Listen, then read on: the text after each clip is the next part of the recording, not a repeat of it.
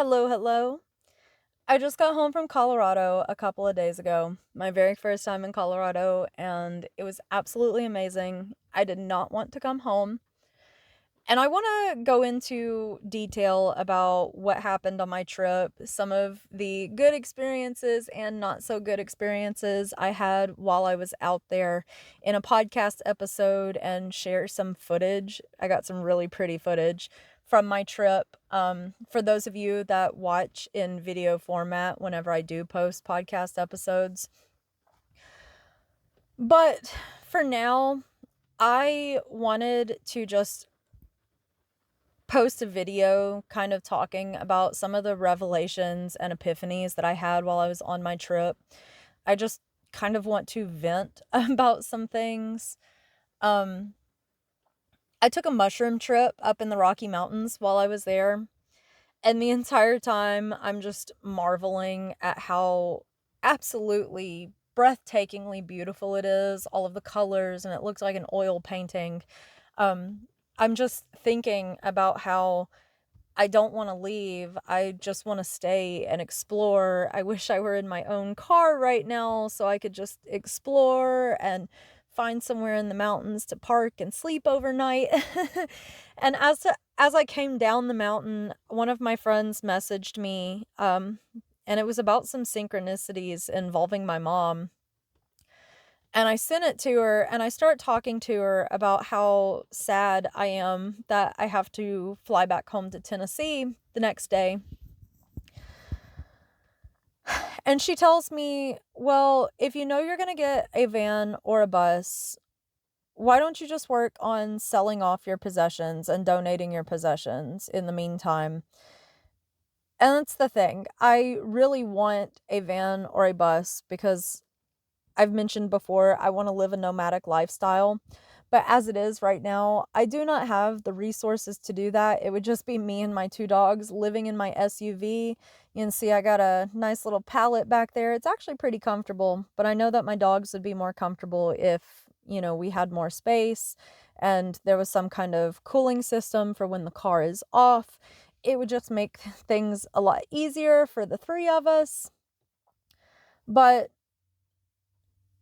I haven't really had the funds to pursue that because all of the money I got from selling my mom's house went towards doing what society expects me to do. I bought a house with the money, I got a job, and I wanted to be with my best friends. I had thought about buying a van or a bus with the money even then because I knew that I wanted to do it, but I was honestly scared, for one, because I thought the PTSD might be too much for me because part of what happened to my mom took place in an RV, and around the time I was buying this house, I was actually having nightmares of the bloody RV and the crime scene.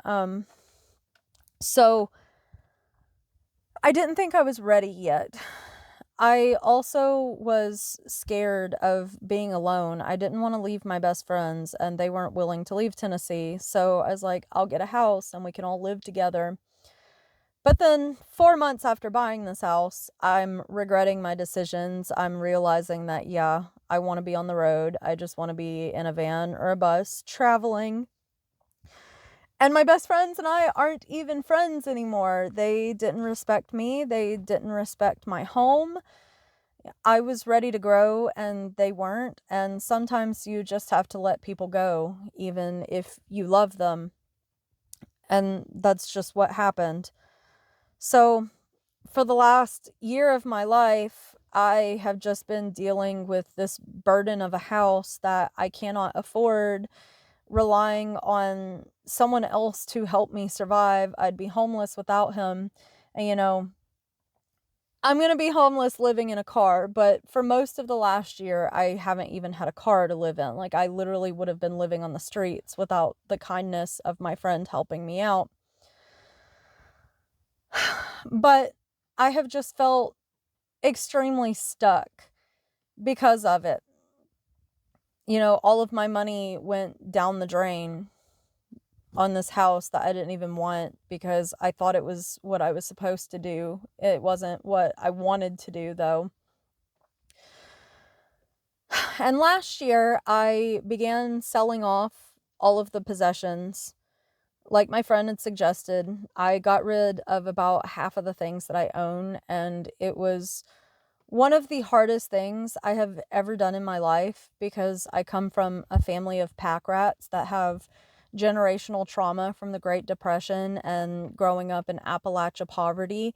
So you never know when you might need something, so you hold on to it. I mean, my grandfather had this multi-million-dollar real estate empire, yet my Nana and my papa quite literally saved ice cream containers to use as Tupperware, old butter containers to use as Tupperware, and, it's just, that's how things were.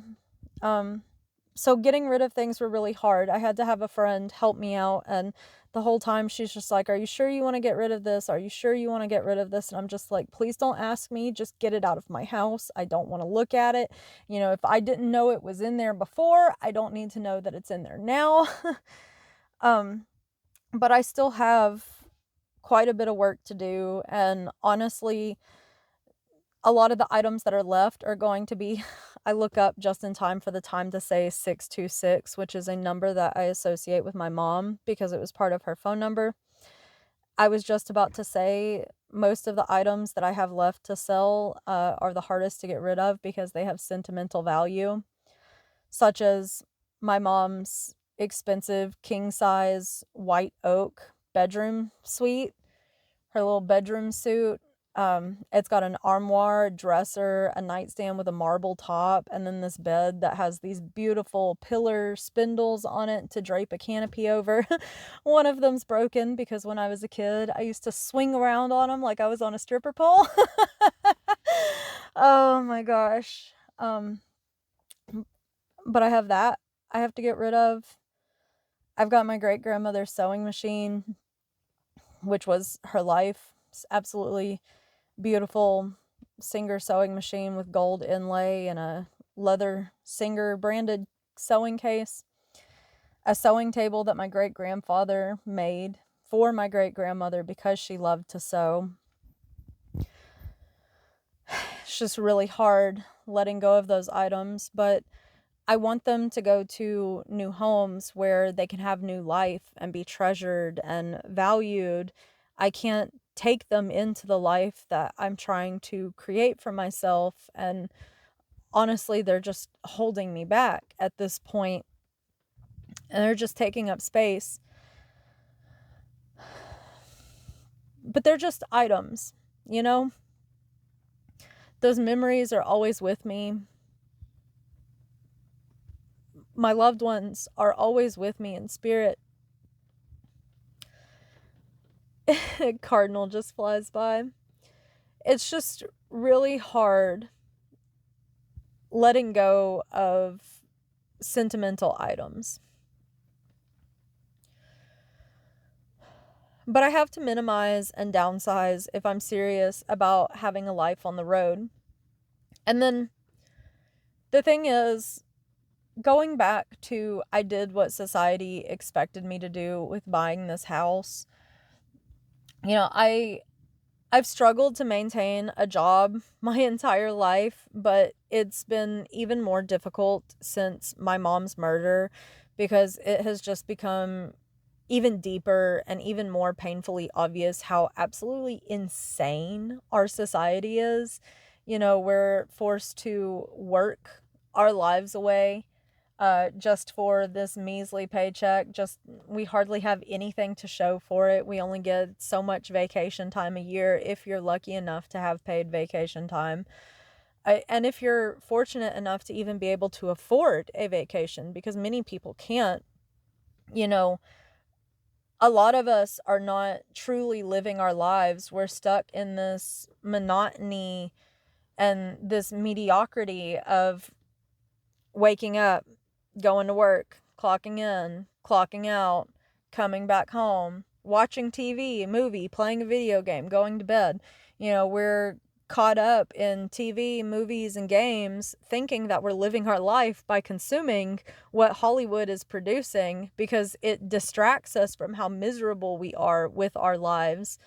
You know, the world has so much to offer, and everything is designed to distract us from actually experiencing the world and discovering our souls and trusting ourselves. People talking about, what are they distracting us from? They're distracting you from yourself. They're distracting you from your soul's purpose, from your soul, from spirit. They're distracting you from understanding your divinity and your sovereignty. And I'm just tired of selling my soul just to barely survive. I am ready to choose purpose over productivity. I am so tired of my value as a human being being determined by my productivity.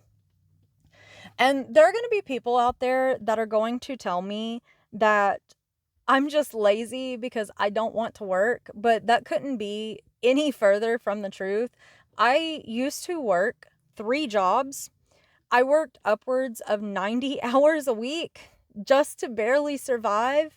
And I'll tell you, I was not living. I was literally living to work just to have a roof over my head and food in my stomach. And I was not living. It was not a life worth living. I wanted to hurt myself every single day. I wanted to end my life every single day. And in fact, like, that's what kickstarted my spiritual journey and my healing journey. Was I literally sat on my bed one day with a noose around my neck and all of my medications laid up in front of me, chugging alcohol, and then I heard this voice inside of me that told me to wait one more night, cuddle your dogs, and go to bed.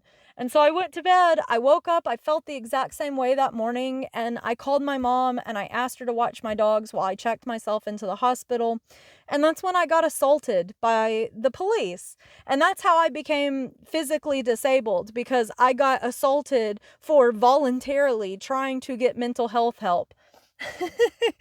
And, you know, it's shitty because they got away with it, but I at least have to say having my disability is a blessing, because it's going to help me live on the road. It's going to at least give me a little bit of money to get through every single month. I'm still going to have to try to figure out my finances, because what I make from selling all my belongings is not going to last very long, but I'll figure it out, you know? I've just realized that I have been trying to call in this future life that I want, but it has not been working out because I have still been clinging to the past. And if you want something new to come into your life, you have to be willing to let go of the old. And that is my next step. Now that I'm back home from Colorado, I'm caring for my sister's dogs right now. And then once I am done with that, I am starting this painful, difficult process of releasing my old life and shedding this identity that was placed upon me. That way I can finally live the life that I want to live and be the person that I want to be. I want to feel like my life has purpose and meaning, and I don't feel that way by being stagnant in the same place and going to work every single day. I literally just want to travel and meet people, hear their stories, and help share their stories, because I have realized that the most valuable things in this life, it's not money, it's not having a job, you know, the most it's not beauty, it's not your looks, it's not sex like they try to tell us it is, like all these things that we covet, possessions. The most valuable things in this life are our time, our energy, the experiences we have, and the connections that we make with other human beings. And I'm ready to focus on the things that truly matter in life instead of wasting all of my time working a job that crushes my spirit and takes me away from the things that mean the most to me. This video is a little longer than I thought it was going to be at 15 minutes, but I just wanted to talk, vent a little bit. I opened a fortune cookie last night that said, the greatest risk in life is not taking one. And I'm ready to take a risk on myself. I'm ready to trust myself and listen to my intuition and believe that I'm safe, I'm protected, and the universe is always looking out for me. A cardinal just landed on this fence as I say that. I don't know if I'd be able to show you. Let me see here.